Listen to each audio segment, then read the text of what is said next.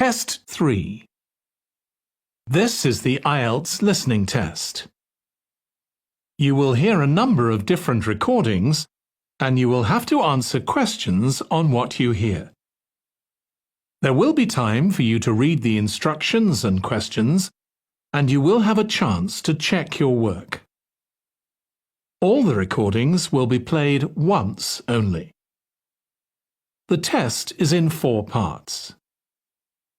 At the end of the test, you will be given 10 minutes to transfer your answers to the answer sheet. Now turn to Part 1.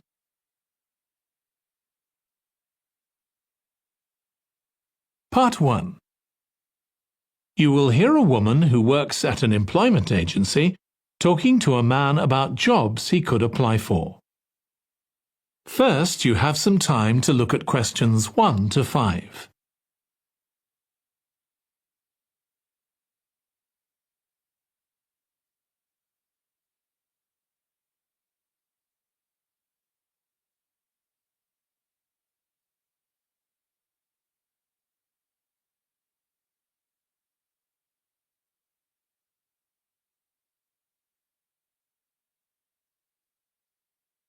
Now listen carefully and answer questions 1 to 5. Good morning. Thanks for coming in to see us here at the agency, Joe. I'm one of the agency representatives and my name's Sally Baker. Hi, Sally. I think we spoke on the phone, didn't we? That's right, we did. So thank you for sending in your CV. We've had quite a careful look at it, and I think we have 2 jobs that might be suitable for you. OK. The first one is in a company based in North London. They're looking for an administrative assistant. OK. What sort of company is it? They're called Home Solutions, and they design and make furniture. Oh, I don't know much about that, but it sounds interesting. Yes, well, as I said, they want someone in their office, and looking at your past experience, it does look as if you fit quite a few of the requirements. So on your CV it appears you've done some data entry? Yes. So that's one skill they want. Then they expect the person they appoint to attend meetings and take notes there. OK.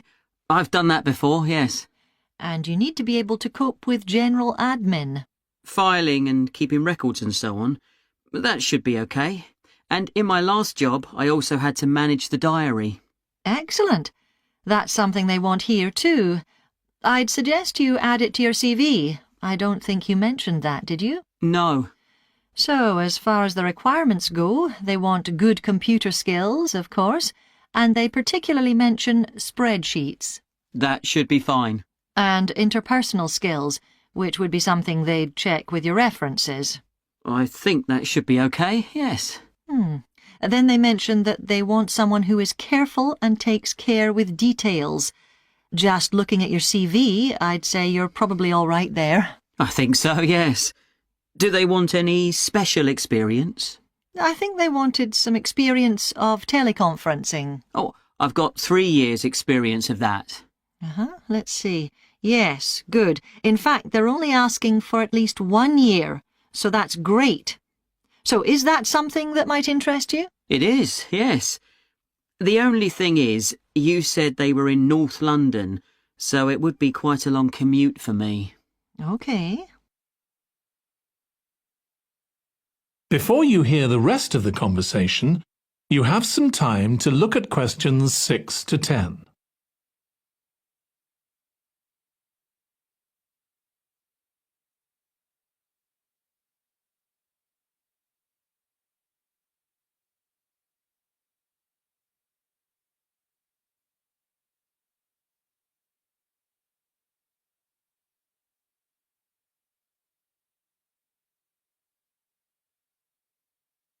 Now listen and answer questions 6 to 10.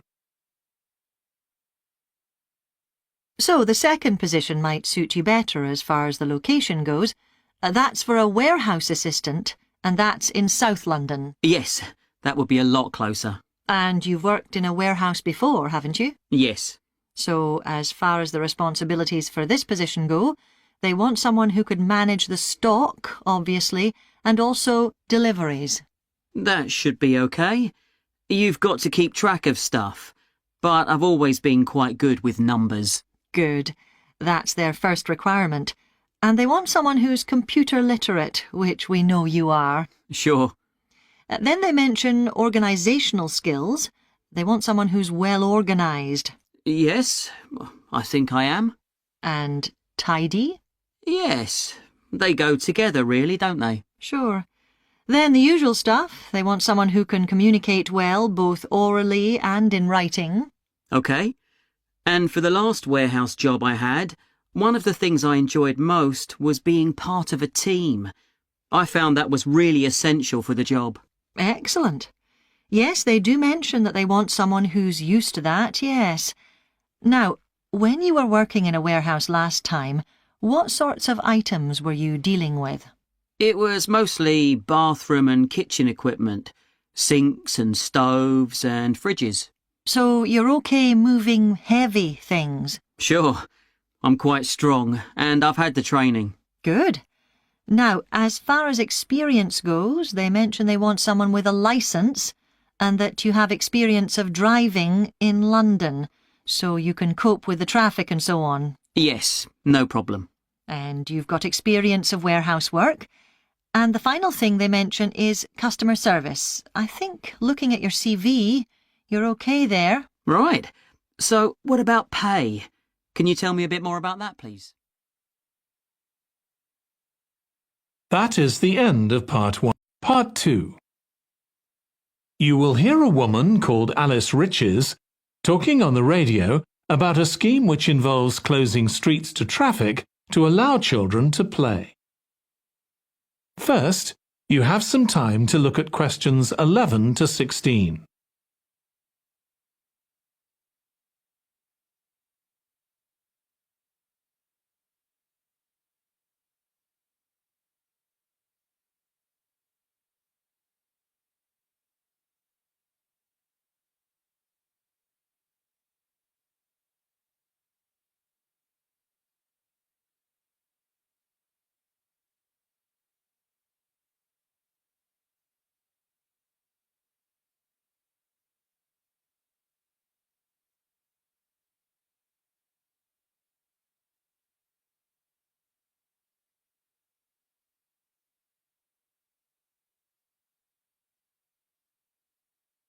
Now listen carefully and answer questions 11 to 16.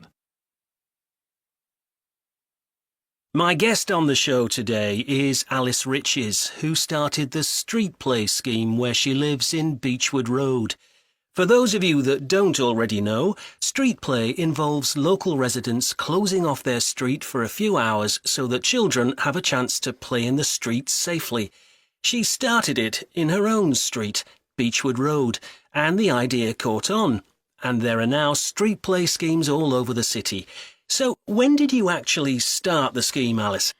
Well, I first had the idea when my oldest child was still a toddler. So that's about 6 years ago now. But it took at least 2 years of campaigning before we were actually able to make it happen. So the scheme's been up and running for 3 years now. We'd love to be able to close our road for longer, for the whole weekend, from Saturday morning until Sunday evening, for example. At the moment, it's just once a week. But when we started, it was only once a month. But we're working on it. So what actually happens when Beechwood Road is closed? We have volunteer wardens, mostly parents, but some elderly residents too, who block off our road at either end. The council have provided special signs, but there's always a volunteer there to explain what's happening to any motorists. Generally, they're fine about it. We've only had to get the police involved once or twice. Now, I should explain that the road isn't completely closed to cars, but only residents' cars are allowed. If people really need to get in or out of Beechwood Road, it's not a problem as long as they drive at under 20 kilometres per hour. But most people just decide not to use their cars during this time, or they park in another street. The wardens are only there to stop through traffic. So can anyone apply to get involved in street play? Absolutely. We want to include all kids in the city, especially those who live on busy roads. It's here that demand is greatest. Obviously, there isn't such demand in wealthier areas where the children have access to parks or large gardens, or in the suburbs where there are usually more places for children to play outside. I'd recommend that anyone listening who likes the idea should just give it a go. We've been surprised by the positive reaction of residents all over the city, and that's not just parents. There are always a few who complain, but they're a tiny minority. On the whole, everyone is very supportive and say they're very happy to see children out on the street, even if it does get quite noisy. Before you hear the rest of the conversation, you have some time to look at questions 17 to 20.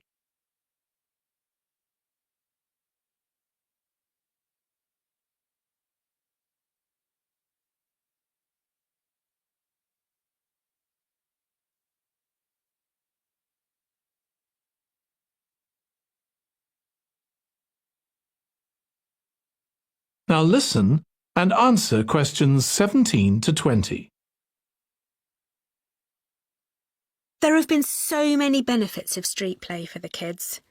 Parents really like the fact that the kids are getting fresh air instead of sitting staring at a computer screen, even if they're not doing anything particularly energetic. And of course, it's great that kids can play with their friends outside without being supervised by their parents. But for me, the biggest advantage is that kids develop confidence in themselves to be outside without their parents. The other really fantastic thing is that children get to know the adults in the street. It's like having a big extended family. It certainly does have a lot of benefits. I want to move on now and ask you about a related project in King Street. Right. Well, this was an experiment I was involved in, where local residents decided to try and reduce the traffic along King Street, which is the busiest main road in our area, by persuading people not to use their cars for one day. We thought about making people pay more for parking, but we decided that would be really unpopular. So instead, we just stopped people from parking on King Street, but left the other car parks open. It was surprising how much of a difference all this made. As we'd predicted, air quality was significantly better. But what I hadn't expected was how much quieter it would be, even with the buses still running. Of course, everyone said they felt safer, but we were actually amazed that sales in the shops went up considerably that day. We thought there'd be fewer people out shopping, not more. That's really interesting. So the fact that the street was... That is the end of part 2. Part 3. You will hear two students, called Hazel and Tom, talking about Hazel's media studies assignment. First, you have some time to look at questions 21 to 26.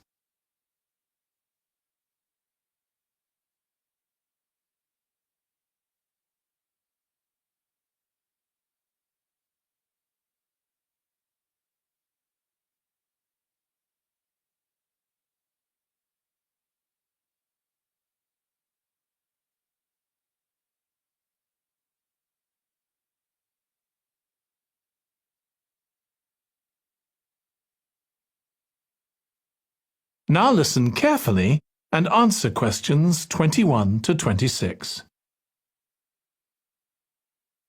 Tom, could I ask you for some advice, please? Yes, of course. If you think I can help. What's it about? It's my first media studies assignment, and I'm not sure how to go about it. You must have done it last year. Is that the one comparing the coverage of a particular story in a range of newspapers? That's right. Oh, yes. I really enjoyed writing it. So, what sort of things do I need to compare? Well, there are several things. For example, there's the question of which page of the newspaper the item appears on. You mean because there's a big difference between having it on the front page and the bottom of page 10, for instance? Exactly. And that shows how important the editor thinks the story is. Then there's the size. How many column inches the story is given. How many columns it spreads over. And I suppose that includes the headline. It certainly does. It's all part of attracting the reader's attention. What about graphics? Whether there's anything visual in addition to the text? Yes, you need to consider those too, because they can have a big effect on the reader's understanding of the story. Sometimes a bigger effect than the text itself. Then you'll need to look at how the item is put together. What structure is it given? Bear in mind that not many people read beyond the first paragraph. So what has the journalist put at the beginning? And if, say, there are conflicting opinions about something, does one appear near the end where people probably won't read it? And newspapers sometimes give wrong or misleading information, don't they? Either deliberately or by accident. Should I be looking at that too? Yes, if you can. Compare what's in different versions, and as far as possible, try and work out what's true and what isn't. And that relates to a very important point. What's the writer's purpose? Or at least the most important one, if they have several. It may seem to be to inform the public, but often it's that they want to create fear or controversy, or to make somebody look ridiculous. Gosh, I see what you mean. And I suppose the writer may make assumptions about the reader. That's right. About their knowledge of the subject, their attitudes, and their level of education, which means writing so that the readers understand without feeling patronised. All of that will make a difference to how the story is presented. Before you hear the rest of the discussion, you have some time to look at questions 27 to 30.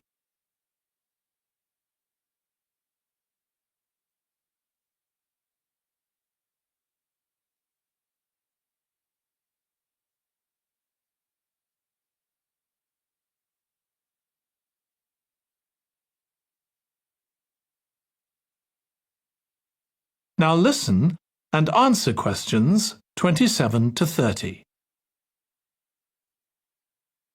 Does it matter what type of story I write about? No. National or international politics, the arts, anything, as long as it's covered in 2 or 3 newspapers. Though, of course, it'll be easier and more fun if it's something you're interested in and know something about. And on that basis, a national news item would be worth analysing. I'm quite keen on politics, so I'll try and find a suitable topic. What did you choose for your analysis, Tom? I was interested in how newspapers expressed their opinions explicitly. So I wanted to compare editorials in different papers, but when I started looking, I couldn't find 2 on the same topic that I felt like analysing. In that case, I won't even bother to look.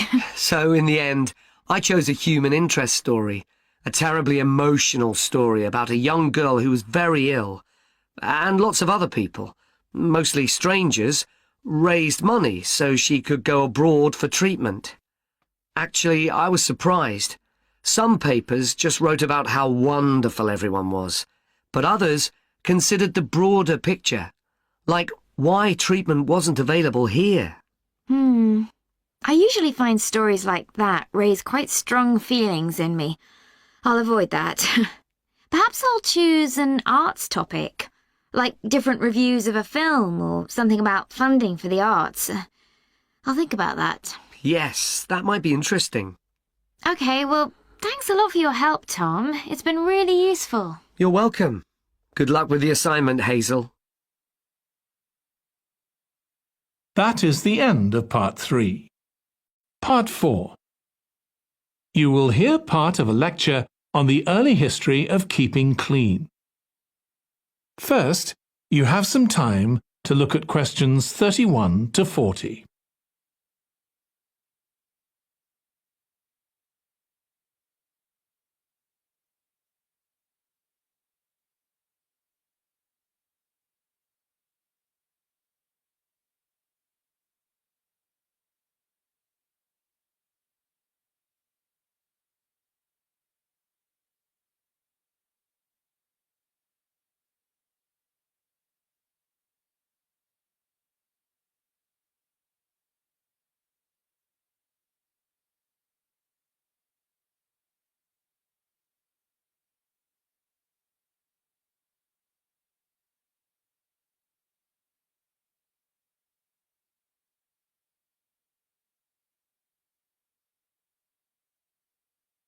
Now listen carefully and answer questions 31 to 40. Nowadays, we use different products for personal cleanliness, laundry, dishwashing and household cleaning, but this is very much a 20th century development. The origins of cleanliness date back to prehistoric times. Since water is essential for life, the earliest people lived near water and knew something about its cleansing properties, at least that it rinsed mud off their hands. During the excavation of ancient Babylon, evidence was found that soap making was known as early as 2800 BC. Archaeologists discovered cylinders made of clay, with inscriptions on them saying that fats were boiled with ashes. This is a method of making soap, though there's no reference to the purpose of this material. The early Greeks bathed for aesthetic reasons and apparently didn't use soap. Instead, they cleaned their bodies with blocks of sand, pumice and ashes, then anointed themselves with oil and scraped off the oil and dirt with a metal instrument known as a strigil. They also used oil mixed with ashes. Clothes were washed without soap in streams. The ancient Germans and Gauls are also credited with discovering how to make a substance called soap, made of melted animal fat and ashes. They used this mixture to tint their hair red. Soap got its name, according to an ancient Roman legend, from Mount Sapo, where animals were sacrificed, leaving deposits of animal fat. Rain washed these deposits, along with wood ashes, down into the clay soil along the river Tiber. Women found that this mixture greatly reduced the effort required to wash their clothes. As Roman civilization advanced, so did bathing. The first of the famous Roman baths, supplied with water from their aqueducts, was built around 312 BC. The baths were luxurious, and bathing became very popular. And by the 2nd century AD, the Greek physician Galen recommended soap for both medicinal and cleansing purposes.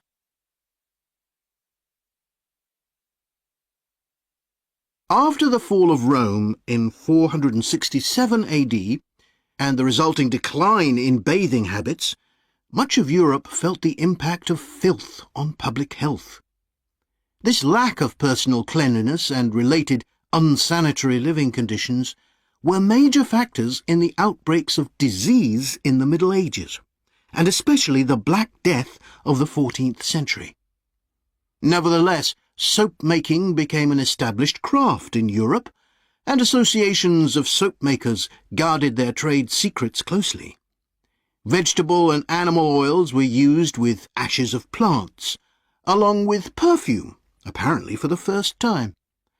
Gradually, more varieties of soap became available for shaving and shampooing, as well as bathing and laundering. A major step toward large-scale commercial soap-making occurred in 1791, when a French chemist, Nicolas Leblanc, patented a process for turning salt into soda ash, or sodium carbonate. Soda ash is the alkali obtained from ashes that combines with fat to form soap. The Leblanc process yielded quantities of good quality, inexpensive soda ash. Modern soap making was born some 20 years later, in the early 19th century, with the discovery by Michel Eugène Chevreul, another French chemist, of the chemical nature and relationship of fats, glycerine and fatty acids. His studies established the basis for both fat and soap chemistry, and soap making became a science. Further developments during the 19th century made it easier and cheaper to manufacture soap. Until the 19th century, soap was regarded as a luxury item and was heavily taxed in several countries. As it became more readily available, it became an everyday necessity, a development that was reinforced when the high tax was removed. Soap was then something ordinary people could afford, and cleanliness standards improved. With this widespread use came the development of milder soaps for bathing and soaps for use in the washing machines that were available to consumers by the turn of the 20th century. That is the end of part 4.